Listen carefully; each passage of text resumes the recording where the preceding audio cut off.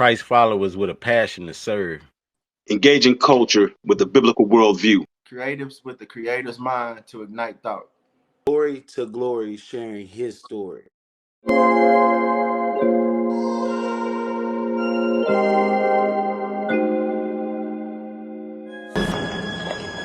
Hi. Are you lost, sweetheart? Are you afraid, honey? Well, why don't you come with me? No. All right. I'll sing you a song till your mom comes back.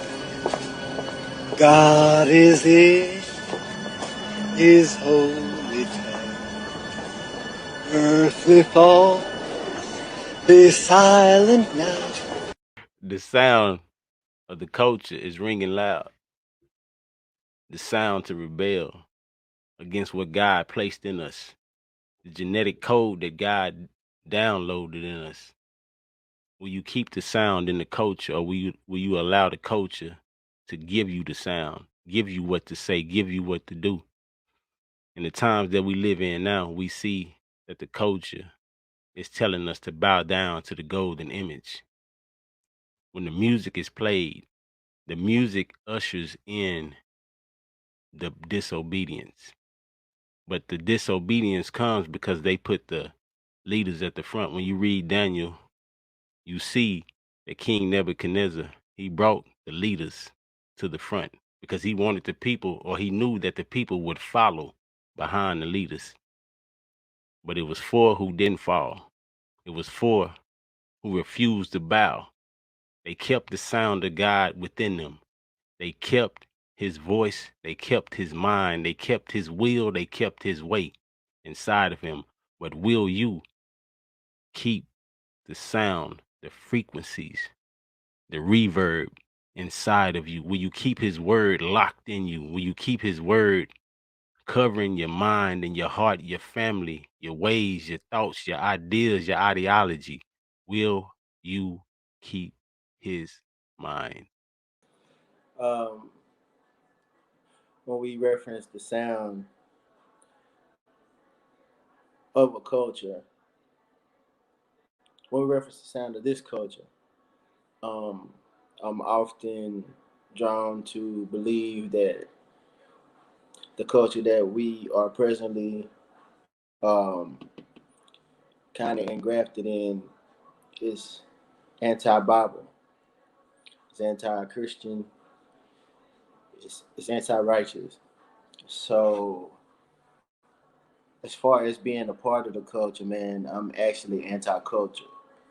Uh, I don't I don't like the fact that we glorify everything that the Bible actually speaks against.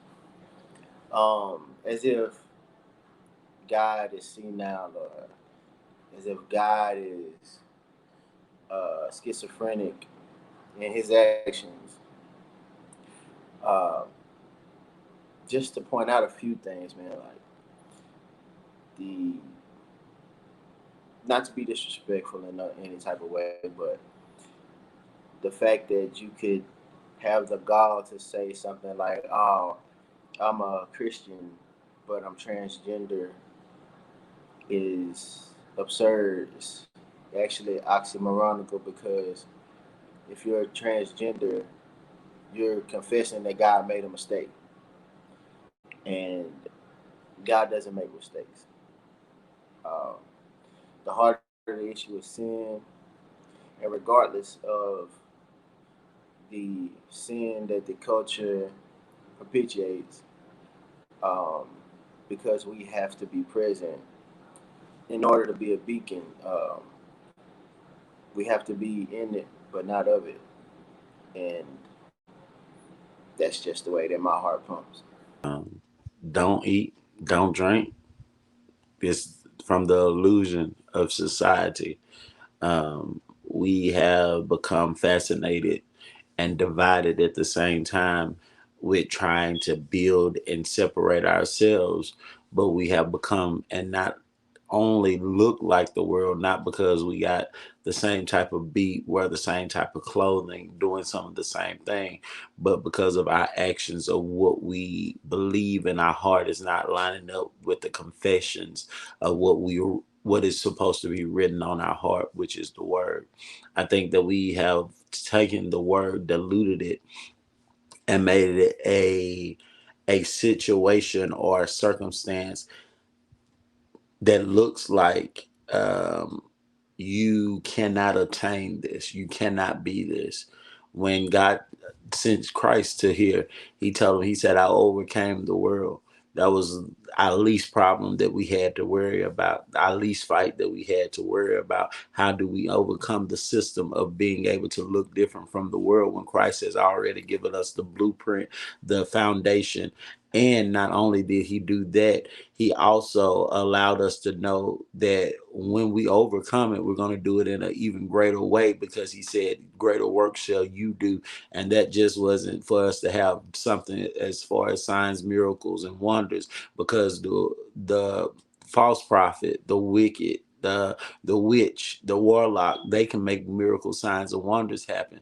He said, I ain't worried about that. Those things follow you as a believer. That's the least of my worry. But what I want you to know is the system that I put in place for you to manifest is the same system that I want you to be able to understand, be able to explain, and be able to manifest it. Because even though you might have some knowledge, without understanding, knowledge is irrelevant. We are living in a world where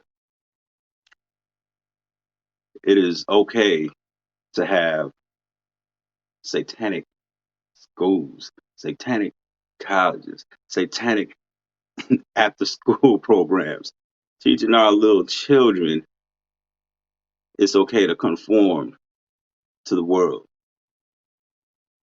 to do whatever they want to do, and to be whatever they want to be. If a boy wants to be a girl, that's fine. A girl wants to be a boy, that's fine. We're going to pay the money to chop off their members and turn them into whatever they want to be, even an animal. I mean, it's coming to the point to where these little kids want to say they want to be a cat.